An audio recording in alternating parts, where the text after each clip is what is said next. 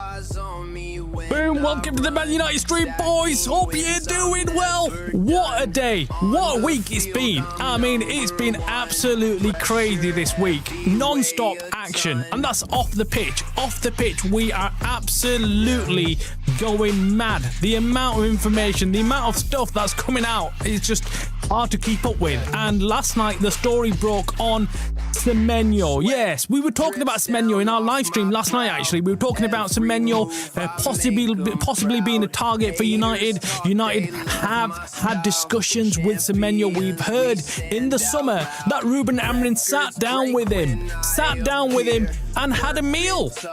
And they discussed whatever they discussed. We're not quite sure what that was. I was looking for signs where Semenyo was playing against United at Old Trafford. I was looking for signs whether there's some kind of inkling that he gives away that he likes Manchester United, wants to be at Old Trafford.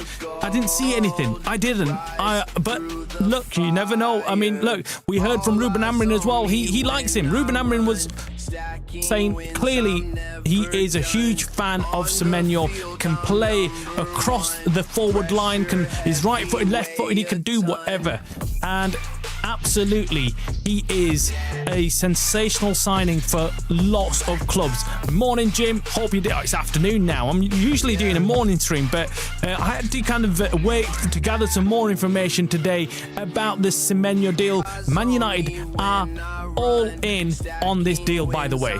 All in. United feel that they've got a chance to sign him, but we also have heard from the likes of Fabrizio Romano and other journalists who are on top of this, who are fully aware that there's other clubs also interested in Semenyo. It's not going to be a straightforward deal, and that's what I was saying yesterday. I was telling everyone last night that look, it's no doubt United are interested, no doubt United want to sign him, and that's coming from Ruben Amorim himself. Ruben Amorim is a huge fan of Semenyo. United, it's no secret, wanted to sign him in the summer. They had their eyes on him, but unfortunately Bournemouth didn't come to the table, or something didn't click, and he had to wait. We had to wait till January now. It looks like January is going to be the biggest time for this deal to happen. This is the best time for it to happen because number one, we've heard about that release clause, that 65 mil release clause. Clearly, United had no idea about this release clause, or they might have triggered it in the summer, because they were definitely interested in signing him. There was definitely talks behind the scenes going on with Semenyo and his representatives.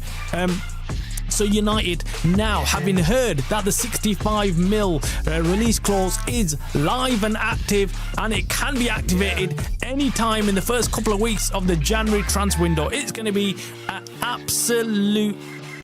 It's going to be chaos, isn't it? It's going to be chaos, because not only are United looking at Semenyo, we know Liverpool are interested, we know Man City are interested, we know Chelsea are going to probably put their foot in there as well, and of course Arsenal are looking at a few other players. There's not much coming out of Arsenal concerning Semenyo, but I think, look, Arsenal have done it before as well. They wait till the last minute, and when they realise that there's a chance to sign a player, like they did with Eze, Tottenham looked like they were going to sign him. It was all done and dusted. Most people thought he's going to be driving off to Tottenham to get his medical done. But boom, things changed within an hour or two, and it's straight away Arsenal were the team that were going to sign him. Things turned upside down, and Arsenal fans were left shocked. And I think it could be the same with Semenyo. Now, look, I'd love United to sign him, because I think it makes a statement. Yes, do we need him? Is he our number one priority in the team? Maybe not, but he is a top player, and top players don't come available every single transfer window, right? So if he's available, we'd rather put your offer in and see what you can agree with Semenyo.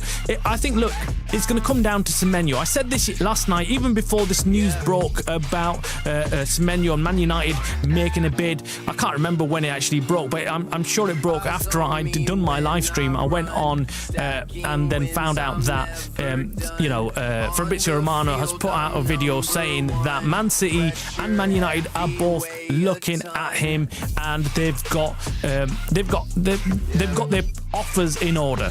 So they're getting ready. They've put everything in place to make offers to sign Semenyo. Then it all comes down to Semenyo himself. What he wants. Where does he want to go and play football? And I discussed this yesterday in the live stream. I said, well, it depends on what he wants from his career progression. Does he want to join Man City, where they've got plenty of options? Is he going to get enough game time? Maybe, maybe not. It's going to be difficult for him to break into the first 11. Then we've got Liverpool. Liverpool, it's clear they need a left winger. They've not been able to replace Luis Diaz, so that is probably a decent option for him. He's probably thinking, right, I could go there, I could play under Arnie's slot, I could do a job for him and give him something that they're missing. Tottenham are also, we're hearing, interested. I'm not quite sure if he'd want to go to Tottenham, but then again, look, you never know. And then there's Arsenal. They've got Martinelli, they've got Trossard there. But again, I think if you're speaking to any Arsenal fans, they'll probably say, well, we'll take him as well. We'll take him because we're not quite sure about Martinelli and we're not quite sure about Trossard. They're on and off. And I think Arteta himself isn't a huge fan of Martinelli or Trossard, although Trossard does play quite a lot of football for Arsenal. But again, the biggest advantage I feel like Arsenal have got over all the other clubs, is that Semenyo is a bloody Arsenal fan. He's an Arsenal fan.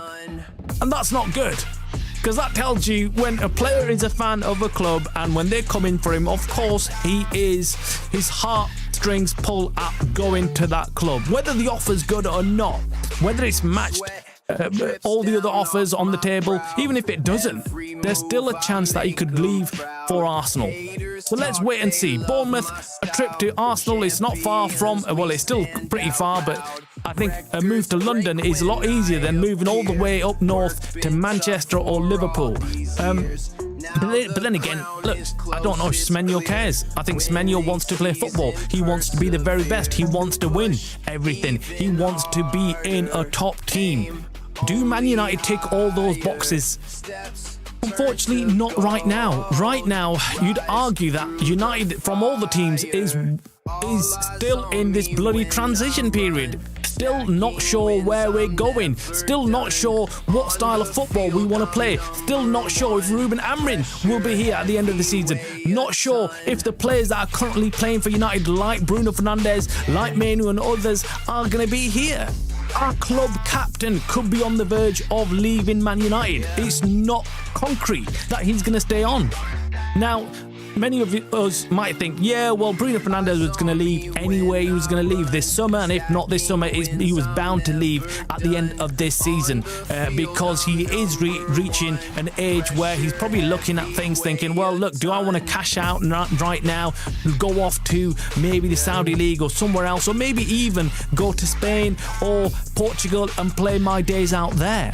So he has alluded to it. Now, he sat down with a news agency, I think a couple of days ago. We did actually report on this, and he's also sat down with Rio Ferdinand and given an interview there. Now, I've not watched that, but I am going to watch that, see what he has to say to Rio Ferdinand, and yeah, maybe some more sensational home truths might come out. He did throw Ineos under the bus, didn't he? I mean, he did not hold back when it came to talking about Ineos not having the balls to get rid of him, to sell him. He said, look, the offers were coming in and Ineos didn't make the call. They said, we don't want to, you make the call.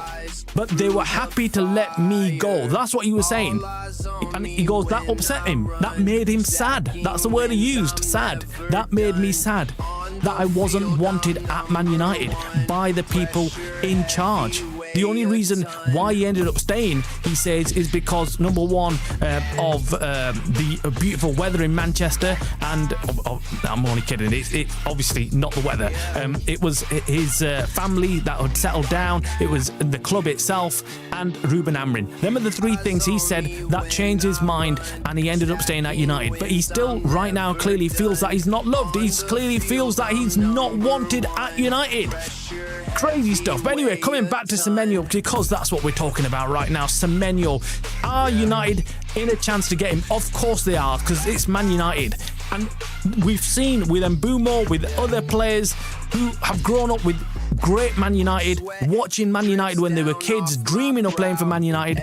So it could be that Semenyo has dreamt about playing for United. We don't know.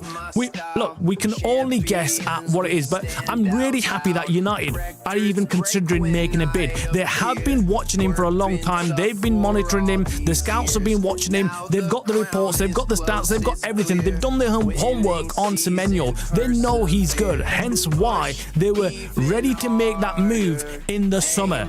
They were ready. Man United were ready to pull the trigger and sign him in the summer, but some things didn't come in line with each other, hence why they had to hold things back. Now, Jim says we haven't got a chance of getting Semenyo. I would be happy to be wrong. I think the same, Jim. I'm exactly on that footing. I think I can't see Semenyo over all the other clubs coming to us. I really hope I'm wrong. I really do. I really hope that I have no clue what's going on. But as I'm assessing it, as I'm looking at it, and I'm reading through this, what I'm hearing, I spoke to a few people about a month ago when this whole clause information came out about a 65 mil release clause. And I started talking to a few people saying, well, why didn't Man United sign him? And then there was discussions and they confirmed that United have been looking at him. But yes, the final decision didn't go forward for whatever reason. Now, I hate to say it, but I get this feeling that Semenyo is the one who decided, I'm not moving to Man United right now, for whatever reason that is. And if that's the case, I can't see United wanting to go back in there or making an official bid for him this time. I really can't. And even if we do, I can't see him wanting to join Man United, because we're still quite a distance away from qualifying for the Champions League and giving him a trophy or two in the next year or so. That's my problem. I think that when players are looking at clubs to join, they have to be selfish. They are selfish. They have to look at number one, and that's themselves, and look at the club and say, right, okay, is this club going in the right direction? In fact, is this club winning trophies? It's easier to join a club that's already winning. It's very easy to go in there. There's less criticism. There's less pressure. You can get in there and you can start winning games. And you want to join a successful club.